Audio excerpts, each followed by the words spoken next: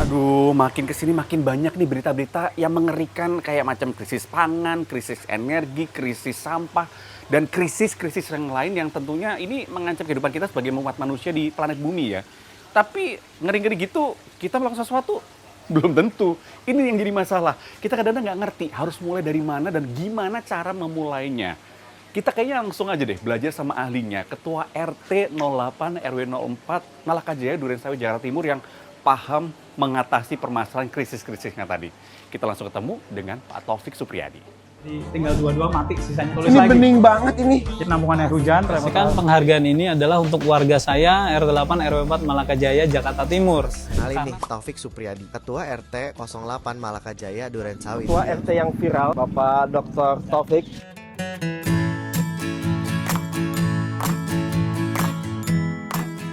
Pak Taufik udah di sini. Selamat pagi Pak Taufik. Pagi, Mas Jati ya. Ini Mas, biasa ritual pagi hari. Ritual pagi hari. Ya, biar nggak dikomplain warga, biar nggak bau. Kolam ikannya harus airnya sering diganti. Karena saluran air kita kering, kita bikin jadi double decker. Di atas buat kolam ikan, di bawahnya saluran air. Oh, ini kotak saluran air yang emang udah existing. Yes, jadi sudah ada 3 rumah yang kita buat menjadi double decker untuk kolam ikan.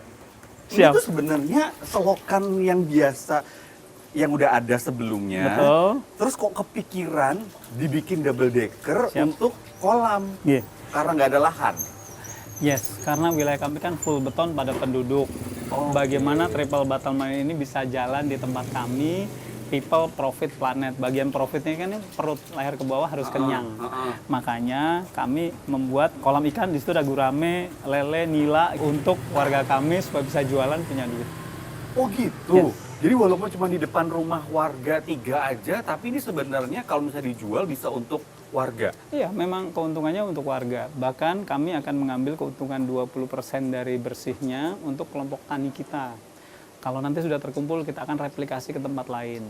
Kemudian kas RW kebagian, rumah yang di depannya ada kolamnya juga kebagian. Siapa yang ngurusin ini Pak hari-hari? Yang kerja, yang ngurus warga yang memang kita dedikasikan untuk mengurus ini, warga kita sendiri, dari kita untuk kita.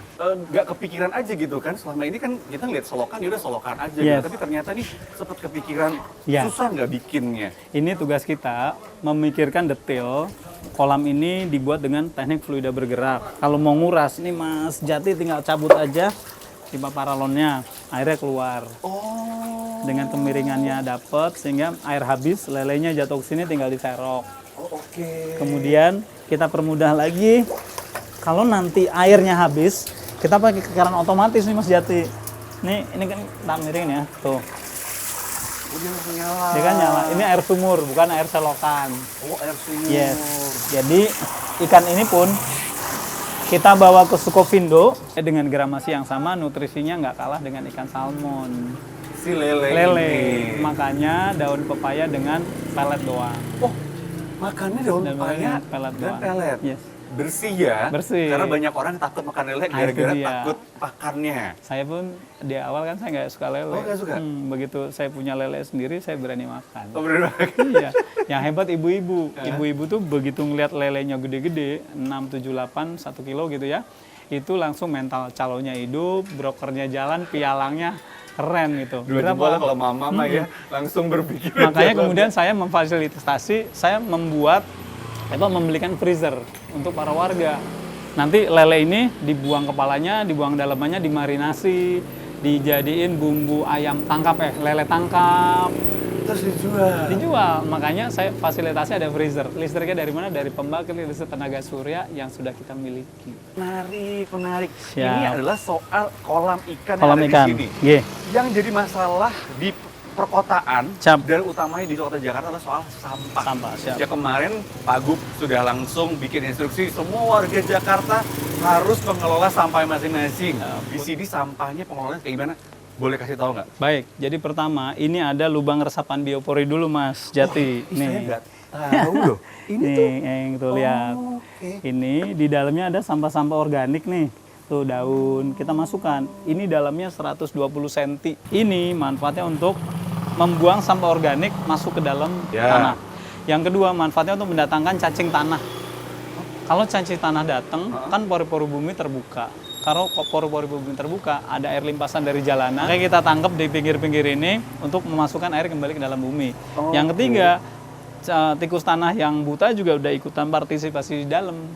Jadi kan pori-pori bumi semakin terbuka. Jadi cacing dan tikus tadi itu Makanin sampah organik yang ada di dalam. Oke. Yang keempat, mendatangkan kecoa. Kalau malam tuh suka keluyuran, jam 11 terutama, itu tuh jadi ngumpul di lubang resapan biopori. Makan ini juga. Yang kedua, cara menghabiskan sampah organik tidak keluar dari tempat kita adalah ada tong komposter biru nih, Mas. Ini tong komposter untuk membuang sampah organik, daun kering, kemudian makanan basi, sayuran, potongan buah, potongan sayur masuk ke sini, diaduk, kemudian 3 minggu jadi kompos. Nggak pakai apa-apa? Ya, Kita pakai dekomposter, tambahin dekomposter, dekomposter itu. atau pakai kohe ya. Kohe itu lebih mantap sih sebenarnya, kotoran hewannya si kambing aja yang udah kering, udah nggak bau. Ini kami sudah melakukan ini sejak 2,5 tahun yang lalu. Ini dalamnya apa ini kok ada? Iya, ini kan dibagi dua nih, dipartisi gitu ya. Yang bawah ini buat kalau nanti sampai ada pupuk organik cair kan bisa dimanfaatkan untuk nyiram tanaman juga. Sebelum masuk ini dikasih skam bakar dulu nih, kalau bisa 10 sentian buat nyaring. Oke. Kemudian Biar baru dia tuh bersih dari masukin Si potongan buah, potongan sayur, sampah basi, unsur hijau namanya. Tutup lagi unsur coklat. Unsur coklat tuh daun kering, daun cacahan. Itu nanti untuk nutupi unsur hijau tadi yang makanan basi itu biar nggak bau. Biar nggak bau, kasih yang di atasnya ada itu. Yes. Tiap warga satu rumah ada ini satu. Iya, saya bagikan. Setiap rumah sudah 2,5 tahun terakhir saya bagikan satu rumah satu komposter. Bahkan kemarin Irfan Hakim kan datang ke sini meremajakan dari ukuran 65 liter menjadi 140 liter. Digedein lagi. Dulu 26,5 kg, sekarang 55 kg. Oke, itu adalah sampah yang organik. Yes. Yang anorganiknya, kan itu kan jelas satu masalah itu. Nah, sebentar, sebelum lari ke anorganik, sampah organiknya masih ada lagi. Oh, masih ada? Yes, jadi selain ke lubang resapan biopori, tong komposter, Komposter? ada juga kandang ayam. Nanti kita lihat kandang ayam ya. Kita punya kandang ayam untuk menghabiskan sampah di tempat ini. Boleh lihat? Boleh dong. Yuk kita lihat aja. Kita lihat.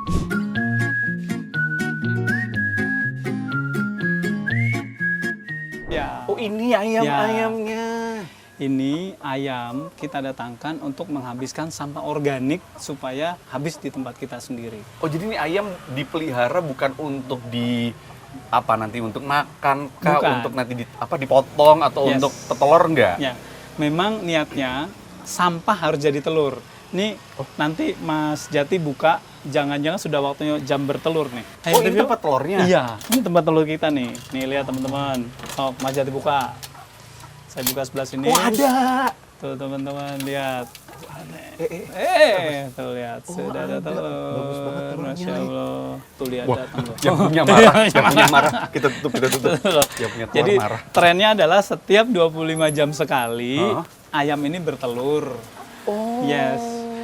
Memancing telurnya ya kita sih biasanya kasih buah pepaya, kasih toge, dikasih protein dari lele ya. Ini kan ada lele juga sudah saya masukkan tuh. Ya, saya buka yuk. Bentar. Jadi sampah-sampah yang sisa dibuang ke sini itu apa aja? Jadi kita dikirim dari pasar tuh. Nah, ini kita masukkan ke kandang ayam. Di sini prosedurnya sebelum kita beri makan, kita harus aduk dulu nih Mas Jati dan teman-teman. Diaduk. Ini kan untuk dalam juga ya? Untuk aerasi ya tuh. Ini kan agak hangat nih karena lagi fermentasi kan. Oke. Oh iya. Gasnya ada ya. Dan mulai. ini kan bau tanah biasa, maaf. Iya. Kayak bau tanah hutan. Jadi saya sudah siapkan 17 SOP untuk memelihara ayam di rumah.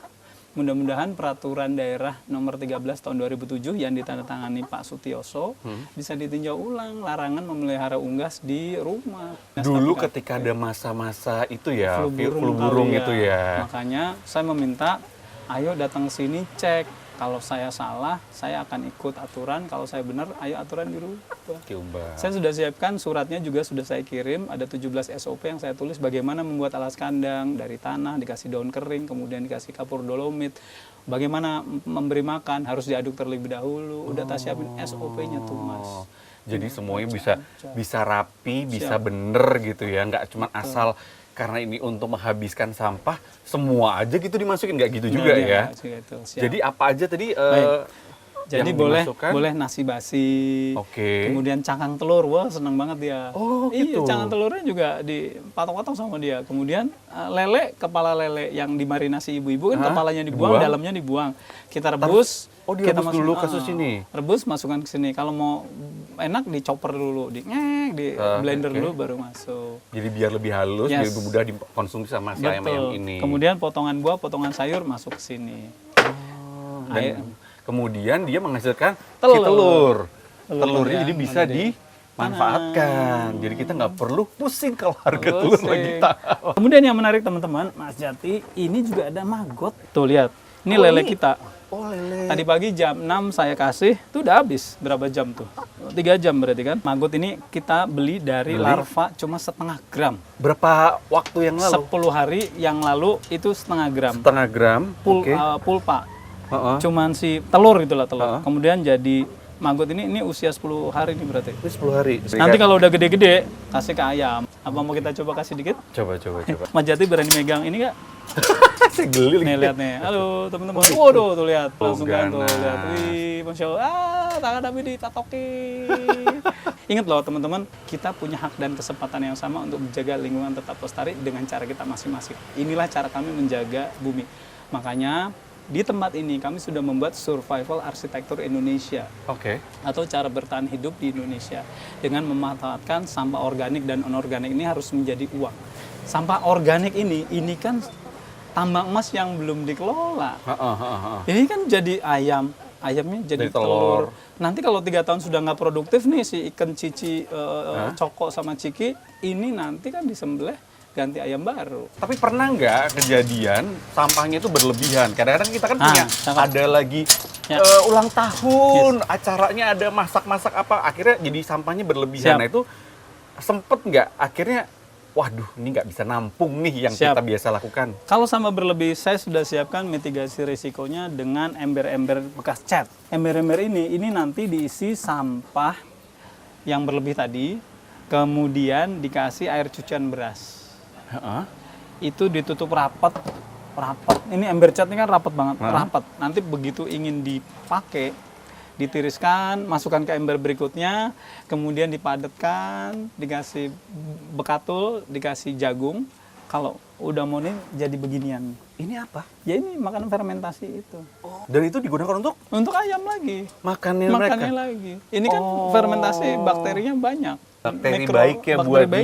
dia. Taufik, belajar dari mana sih Bang ngurusin beginian? Kayak Ya. itu kalau misalkan, ini sejujurnya kalau saya nggak tahu deh kalau masyarakat pada Siap. umumnya ya. Saya ngeliatnya kayak ribet gitu loh. Saya memang senang lingkungan hidup. Jadi makanya 21 tahun yang lalu saya sudah nanam pohon di sini. Saya kebetulan ada 2 sertifikasi saya yang CPCC dan CIPHS, Certified Professional in Climate Change dan Certified International Planetary Health Specialist. Kan setiap kegiatan masyarakat, komunitas, santri, anak sekolah kan pasti menghasilkan sampah. Sampahnya terbagi 2, non-organik dan organik. Yang non-organik saya nggak pusing karena udah bakal jadi duit setiap hari Rabu. Yang organiknya ini harus kita kelola. Ini kan tambang emas. Saya concern betul, tadi ada ayam, ada maggot. Di bawah ada kandang maggot lebih gede bahkan. Kemudian ada pelihara ikan. Kemudian ada tanaman produktif. Ini kalau dihitung di RT saya ada 817 tanaman produktif. Nanti alas kandang ini Mas Jati dan teman-teman, alas kandang ini 3 bulan diayak. Kemudian yang halus buat ngisi pot-pot kita yang udah mulai pada lemes kan. Senang banget. Berarti dia. di sini tidak ada tukang sampah yang lewat. Tunggal sampah yang laut tetap ada, karena kan maaf popok dan panty liner kan nggak diambil oleh bank sampah kami. Dulu popoknya Rp1.000 harganya, dihargai. Asal bersih aja itu dihargai. Panty liner sama popok yang dibuang ke tempat sampah, diambil oleh tukang sampah RW. Ini kita lakukan ini sehingga kita bisa cerita kepada siapapun. Jadi Mas Jati mau nanya apa aja saya siap jawab karena kami melakukan. Kata orang Jawa jangan sampai jarkoni, ahli ngajar tapi nggak pernah Ngelakoni. Mas Jati, jadi di sini karena untuk sampah non-organik itu kan sudah ada caretaker-nya, ada bank sampah Gunung Emas yang mengambil setiap hari Rabu. Oh. Jadi warga ini mengumpulkan terlebih dahulu seminggu, kemudian baru dibawa ke rumah villa kita di sebelah rumah saya. Ini yang Ya, ini dikumpul-kumpulin kan kumpul-kumpulin gitu. Termasuk, nah ini kita sudah pilahkan sejak awal di rumah kita sendiri karena kita harus mengajari anak-anak kita pendidikan karakter menjaga lingkungan harus dari awal diajarkan. Nah, ini kan tuh di dalam ada botol. Ini kan nanti hari Rebo baru dibawa ke rumah sebelah. Duitnya buat apa? Kita sumbangkan buat kas sosial, buat kas RT. Idealnya kan harus habis di rumah kita sendiri. Tetapi permasalahan terbesar kan mengedukasi warga ini juga tantangan berat buat kita. Saya tetap percaya diri dengan istri saya karena kami sudah mengompos sejak 11 tahun yang lalu.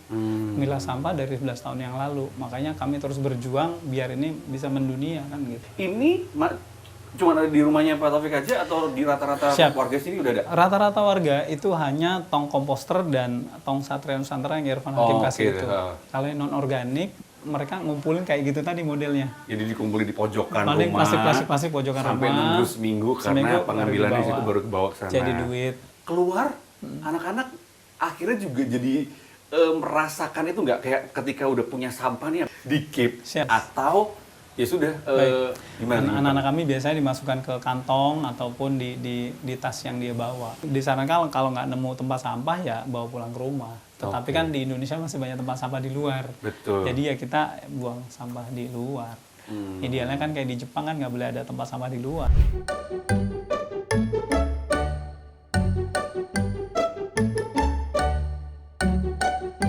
Ini mesin mencacah daun, ranting, ataupun sampah organik lainnya yang harus dihancurkan supaya cepat jadi kompos.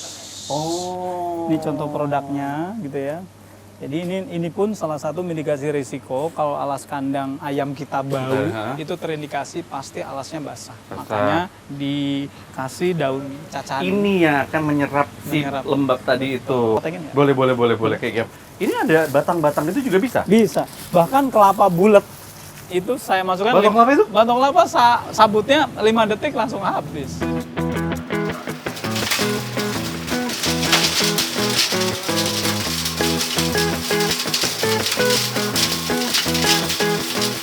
By the way, ini tulisan Kesatria Nusantara. Nah. Apa maksudnya? Jadi kita punya podcast Penjaga Nusantara. Oh, Sudah ada 45 episode. Intinya mengajak orang cinta lingkungan, nggak pernah jelek-jelekin siapapun. Makanya ini kan Satria Nusantara. Komposter kita juga kan Satria Nusantara. Jadi kesatria yang menjaga Menjaga Nusantara. Lingkungannya enak banget loh. Makasih Mas Fadil. Bersih banget. Yes. Ini akuarium. Ya. Jadi Mas Jati, Apa ini? di tempat ini ada inovasi besar. Salah satunya adalah media percontohan pembelajaran pencegah krisis planet. Ini ada 40 item. Setiap item ini ada nomor-nomornya nih, 36, ini apa, mural 32, nomor 2 itu kolam apa nih, ikan hias, 22 itu jaring paranet gitu ya. Di Ada tempat ini. 40 hal Yes. yang bisa diberdayakan Kan. untuk tadi ya, Ya. mencegah krisis planet. Krisis planetnya apa? Ada 3. Berkurangnya keanekaragaman hayati, cepatnya perubahan iklim, banyaknya polusi udara. Ini pun kalau kita panas, kita tutup nih Mas. Barangkali Mas Jati dulu pengen jadi paskibra, nggak kesampaian gitu ya. Ini ngereknya di sini. Oh, ngereknya di sini aja. Mana nih? Ah, ini dia. Agak manual dia. Nah, Oh, jadi agak ademan, Nah, lebih ada adem. jaringnya. Dan lebih adem kan. Nah, itu dia. Yang menarik lagi, ini ada 3 kolam. Kami dedikasikan untuk Oh, iya. kolam gizi warga balita lansia ibu hamil nih Mas. Hah? Iya, Kolam gratis. gizi. Ini lele, ada lele juga. Gede Ya, lele. itu nila, bawal, ini lele. Ini kita dedikasikan gratis untuk balita lansia ibu hamil. Gratis? Yes. Serius? Gratis. Jadi gimana? Prosesnya? Jadi, ya, kalau memanfaatkan. kalau mau lele, silakan. Tinggal ngomong pengurus nanti kita ambilin. Mau ambilnya ada batasan kah? Enggak semaunya aja. Kan katanya kita harus bantu pemerintah cegah stunting, ya kan? Makanya balita lansia ibu hamil. Untuk yang ibu nggak hamil nggak boleh Mas Jati. Nanti anaknya stunting, ibunya standut gitu ya. Ini aquaponik nih. Airnya pakai air lele. Kangkung, airnya pakai air lele kan muter terus gitu ya. Jadi air ini dong hidupin lele dan hidupin tanaman. Kangkung dia. Ini kan buat contoh kalau kita males nanam ada teknik aquaponik loh kan. Tinggal taruh aja ya. Taruh aja kan muter terus airnya. Ini komplit banget nyiapin semua untuk warga keamanannya dapat, ekonomisnya iya, kemudian kenyamanan karena sampah semuanya sudah tidak ada yang dibuang dan balik lagi semua dimanfaatkan. Pertanyaan saya, biayanya dari mana? Iuran warga? Yes. Iuran warga kami Rp25.000 per bulan. Kecil banget. Yes.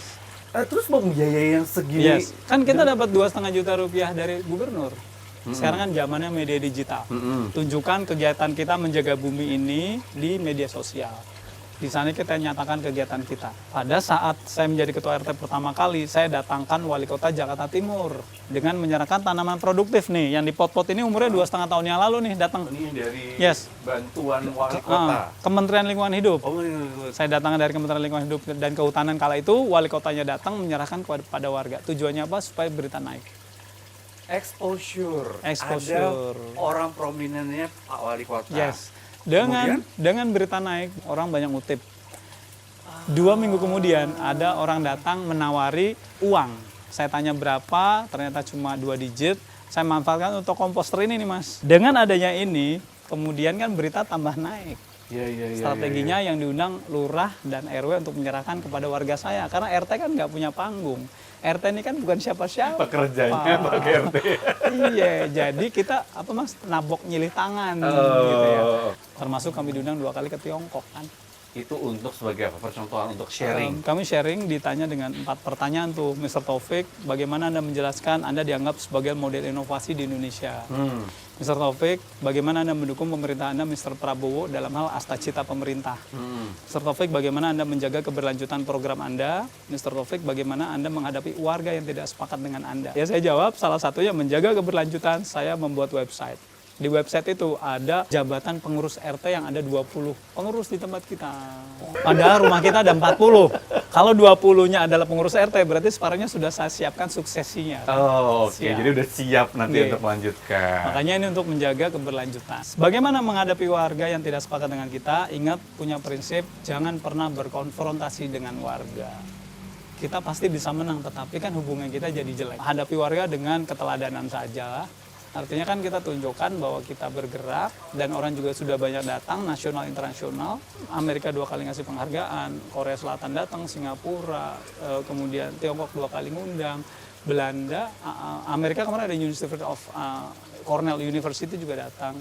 Jadi warga setelah melihat kita bergerak juga senang pada saat ada orang banyak datang, kan UMKM bergerak pada jualan. Tadi kan dari Pak RT-nya doang ya yang ngomong ya. Saya pengen tahu apa iya nih warga pada semua setuju sama Pak RT-nya. Kita cari yuk. Nah ini mumpung lagi sama warga Pak Taufik, saya mau nanya. Tadi itu Pak Taufik kalau diwawancara bilangnya warga itu dengan sukacita semuanya udah pada seneng semua walaupun sempat ada yang menolak awal-awal. Emang iya gitu, warga semuanya setuju sama Pak RT. Pada prinsipnya kan kita nggak bisa nyenengin semua orang. Pasti di awal-awal ada juga warga yang nggak setuju segala macam, tapi Pak RT itu nggak ada henti-hentinya untuk terus ngajak. Akhirnya setiap bulannya akan warga kita bertambah lagi yang ikutan menjaga lingkungan. Waktu dulu kan belum jadi Pak RT. Iya. Pak Fadil termasuk yang milih Pak Taufik nggak? Iya, karena tetangga. Kali pertama Pak Taufik cerita punya rencana begini, punya mau gini, yang ada di pikirannya Pak Fadil waktu itu apa? Sebelumnya Pak Taufik ini jadi RT kan RT yang sebelumnya itu nggak ada kegiatan sama sekali. Jadi paling nggak dengan adanya Pak Taufik kasih gagasan segala macam, ngajak menjaga lingkungan, antusias sih sebenarnya. Apa yang dirasakan oleh Pak Fadil yang secara langsung dengan adanya kegiatan ini? Jadi lingkungan kita yang tadinya gersang jadi lebih asri. Kemudian pada saat musim kemarau dengan adanya sumber resapan itu juga nggak kering air kita.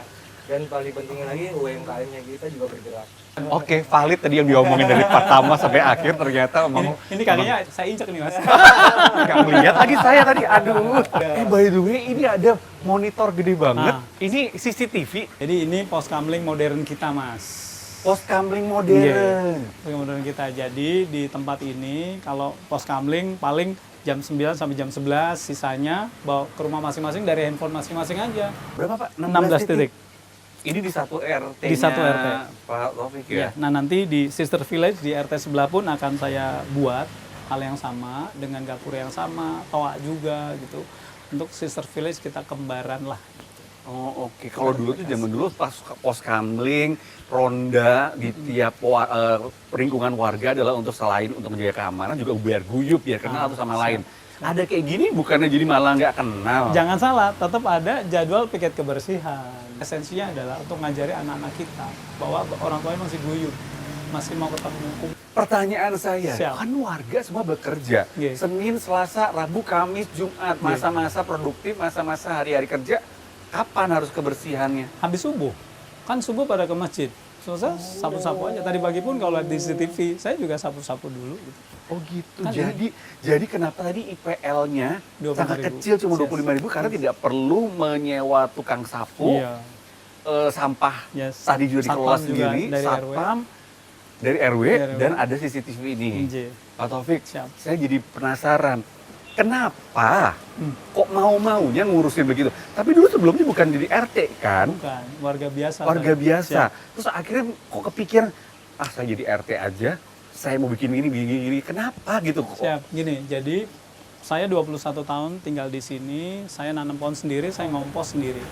Saya tidur nyenyak, usul ABCDE ke Pak RW, ke Pak RT, nggak pernah digagas. Oke. Jadi setelah istri saya minta, Pak Abi jadi ketua RT dong gitu. Saya bilang, kalau Abi jadi ketua RT, Abi gaspol.